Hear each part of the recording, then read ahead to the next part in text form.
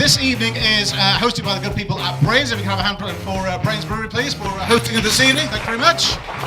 So we go to the first guest. Let's do that. All right, okay. She is a women's international. She is a fantastic girl who's been supporting her, and we very much are very excited to have her here tonight and to introduce her to you if you haven't met her.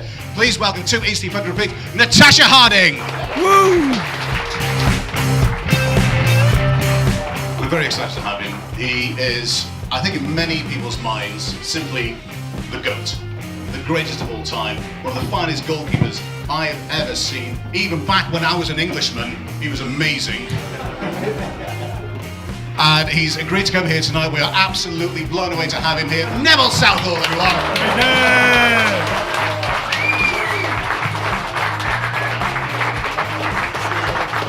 Nev, welcome to the show. Welcome to the programme. Who's going to be the next Wales manager? Well, I don't know. It depends on what they're thinking, really. If they're thinking on the cheap, it'll be Ocean. If they're thinking on the outside the box a little bit, it'll be Ryan.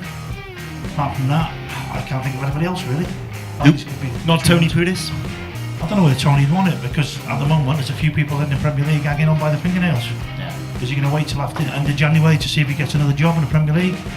I think he might do. Does he want to come work for the Welsh FA? Well, I think he's had enough of that still. But there's only so many dead bodies you can work for, isn't there? So. Is it not going to be you then?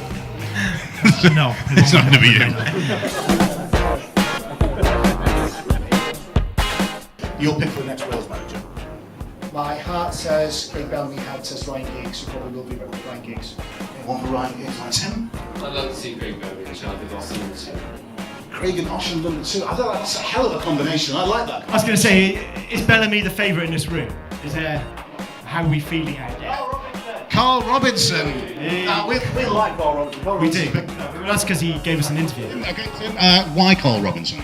He's done a fantastic job in Vancouver, from what I understand, and I think he's always turned up for Wales, and he's clearly a passionate Welshman. He's the kind of guy that I think would inspire confidence in the rest of the squad. A lot of them, the older of the current squad, would have played alongside him, and I think they would inspire the youngsters that are coming through now. What would you do if we wanted a foreign manager? Would you go along with a foreign manager? Henry. Conte from Chelsea. But I'd like Thierry Henry to get it, personally. As much as I'd love a Welsh person to take it, I think Thierry Henry has the calibre and I think the respect on all levels to take Wales to the next level, I think. Yeah, I was going to say, if it's going to be Ryan Giggs because he can give us the good marketing point. I don't think Giggs gets booed every single time I say his name. I'm going to play a game every time I say Giggs. But why do you think that why isn't there a succession plan? Why don't these organisations that have these big strategic views have a succession plan in place where they go, right, he's not going to be here forever, we know when his contract runs out, what are we going to do about this? Because they're not very good at the job. You just set him up, Al, he knocks him down. Nev, what's your choice? As Welsh manager? Conte. Realistic options. Oh, just realistic. Seriously? You didn't ask that. You didn't set a criteria. There's something wrong. There's something wrong at Chelsea. There's something wrong. That's drastically wrong at Chelsea. Okay. How do those realistic Welsh candidates? Welsh candidate? I would give it Ocean. I think it'd be a good test for himself. He obviously thinks he can do the job. He obviously thinks he's got respect to the players. The only thing that might go wrong for him is if you're 1-0 down against Germany and you've got to get a point and he says something the others don't agree with. Where is he going to draw his experience from? When it's your neck on the line, sometimes people's behaviour becomes different. You know, you can see. Well, it's the same with Gary Neville, right? When he went out to Valencia, for an example. He didn't know what he was doing. He went, yeah. Seriously, because look, I remember we played, I think, Moldova at home, and we were losing 2-0, I think, at Cardiff. And Dooley come in and just talked a lot of bollocks. Right? And then, as they're walking out the pitch, Sparky says, we'll do this, this, and this, and everyone went, okay. We went to 1-3-2. So sometimes, your players, you need to be able to face your players down. How long did it take you to work Gordy out? 10 minutes. You know, he was quite thick. Gordy. It was quite. I mean, give the under-21s a bollocking once, but not going out on a Saturday night.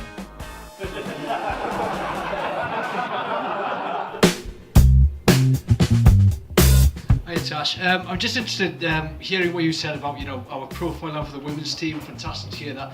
But I'd be interested to hear your thoughts about where the women's game is in general. There's been a few stories this year, last year, for example, the Irish women's team and their working conditions. And also I'd be interested to hear your thoughts about gender equality pay and what's happened with Norway. So they've equalised pay for both the men and women's soccer team. So I'd be interested to hear your views on that. I appreciate your question, thank you. We're not in a position at the minute with the men's team only qualified for a European Championship, and unfortunately how it works for us is we need them to qualify a bit more. So for them, it would have been great to get to the World Cup for us to then ride on the back of that success. I guess that's how women work, really, isn't it? Joking. Do you see all the awkward faces there? I'm a lesbian, I can say it. Joking. No, it's difficult unless the men qualify, really. We don't get the funding, that's the realistic, where we're at the minute. The women's game in Wales has got a lot to go, and, to have equal pay as the men's, that would be fantastic, and I think that's every footballer's dream, and I think that's every person's dream, really, to be on the same wage as a male football player. Yeah, definitely. But, they make a lot of sacrifices, so I can understand it. But, maybe one day, but I'll probably be retired and drinking pints like you lot, so. By the way, who bought into the women's last two internationals? Did everyone see the results there? Not the front page here. Let's give it up. So what was that game against Kazakhstan live? Because there was about 3,100 there at the Cardiff City Stadium. Our last programme was actually a women's Barry special, Horns were there as Barry well. Horns were there as well. The atmosphere certainly felt great from the corner of the stand where everybody was at. But did you feel that? And great thanks to Barry Horns. I thought they created a brilliant atmosphere, and they do in the men's game. And for us, I think they took it to another level. And I know Jane will probably hate me for saying this, but even during the first half, I was singing one of the songs in my head, and I was thinking, shit, you got to take on a player, but you need to concentrate. But which song was it? I can't even remember now, but it was good. But it was fantastic, and 3,100 people doesn't sound a lot, but for us as a nation, that's massive. It was like having 30,000 people there. I don't want to speak too soon, but we're top of the group ahead of England, may I add. We're realistic. We're not expecting to beat England 5 or 6-0. We're hopefully go to St Mary's ground and make it really hard for them and at least get a point away. So it's all to play for then in September.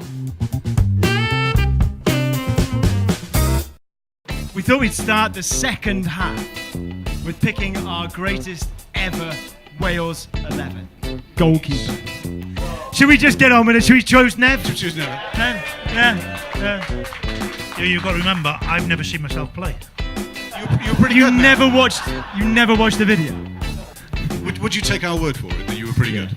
After seeing you two tonight, not really, no.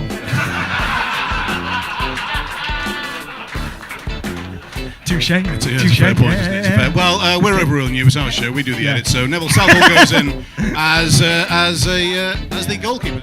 I was going to say to move on to... I was going to go for formation. Yeah, absolutely. I'd go 3-4-3, like Conte. I like that style because I think it's forward thinking. I think it can allow us in this system to fit a bit more midfield, doesn't it? Which means we need 3 centre-backs from Wales' illustrious history. Am I allowed to pick women? Yes. I know some of you probably won't. Most of you probably won't know, but Sophie Ingle, she's our captain. I think she's an incredible player. She'd probably give most men a run for their money. And your right-hand side of the defence, Nev? Right-hand side of the centre-backs? Joey Jones. And you'd have him right side of the 3 central defenders, or would you have him as the right wing-back? No, right side. Right side of centre? He can't pass. He can defend, he can't pass. Who's going to go left? Ratcliffe left. Williams centre. I mean, you got to give it to Ashley, I think, because he took Wales. He was the captain of the Wales squad that went to the Euros. So I think just credit alone, I think. And then on the left-hand side of that, Kevin Ratcliffe. So who do you fancy then, right wing back, Tash? I'm going to agree with everyone else because that seems to be. I'm going to go with Nev's choice. Nev's choice, Leighton James. Leighton James. Takes it. To be fair to Leighton, he did tell me he was great when I first seen him. So what are we moving on to, Laura? Right, 2 central midfielders. 2 central midfielders. Yeah. Joe Allen, Yeah. I think he doesn't get, even though like he gets a lot of praise, I think he doesn't get enough credit for the job that he does. One of the most underrated players in British football, in my opinion. Tasha, is there an argument for Just Fishlock? Yeah, I would, but I don't think anyone knows or anyone cares really. So we're gonna go with the majority vote. The woman who's got a century of caps. She's the most capped player. Which moves us on to a front 3. Start on the left, Gareth Bale. Is that? I think he has it's to gotta be, be. doesn't I don't think you can go anywhere else, really. he? You know, he's probably the pinnacle of Welsh football. He's won everything, so he's got to be in there. I think he's been the best player Wales have ever produced. Ever. Ever. So Gareth Bale on the left. Is it a slam dunk? It's John Charles in the centre there. Is it John Charles straight down the middle? Any argument against? Okay. So John Charles goes to the centre. Final place? Rush. Giggsy. Rush or Giggsy. Giggs? Giggsy. Giggs. Yeah. Giggs. For the first time tonight, Tash isn't playing to the crowd. She's gone against you. Ryan Giggs. So I think we have a Southall 11 of Neville Southall in goal, Sophie in goal, Ashley Williams, Kevin Ratcliffe, then James, Joe Allen, Jess Fishlock, Gary Speed, and then a front 3 of Ryan Giggs, John Charles, and Gareth Bale. That's not a bad 11, is That it? is not a bad 11. Good stuff, When guys. you look at Welsh football, that's pretty darn good. We've got time for a few questions from the floor. I think we should get. Is there anybody who's got a couple of questions? Bernie, I've always wanted to ask Or from Nev. One here, yeah, okay, all right, hang on. Question for Tash. Do you feel like the tide is turning in the women's game now?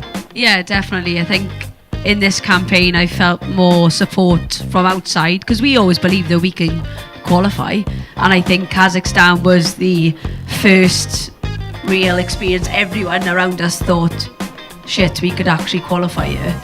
You know, because I believe we can qualify, so I think other people should. So yeah, I think it is slowly. Hopefully we'll be on the same level as the men, but we'll never know. I've got a question over here. A question about diving.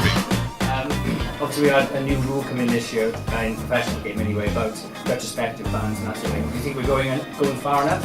Or do you think you should let the referees deal with it?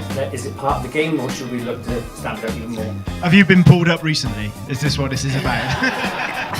It's quite hard because from the women's side, you don't really see a lot of it.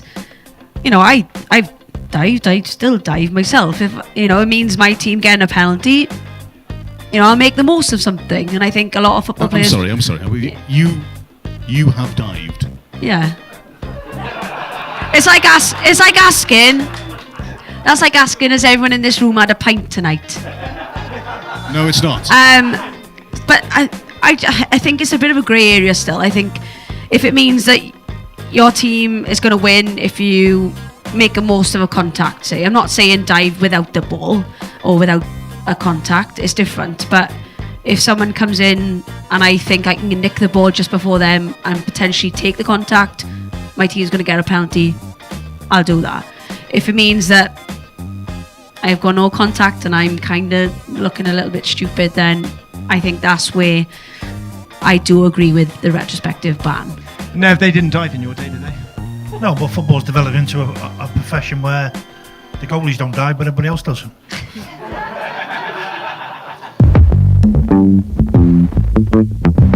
Guys, we want to thank you so much from the bottom of our hearts for coming here tonight, for helping to support us. We want to thank you for all the help that you've given in developing and growing EatSleepFootyRepeat as we've gone along. It's been a fantastic journey for us. We've got many people to thank for tonight.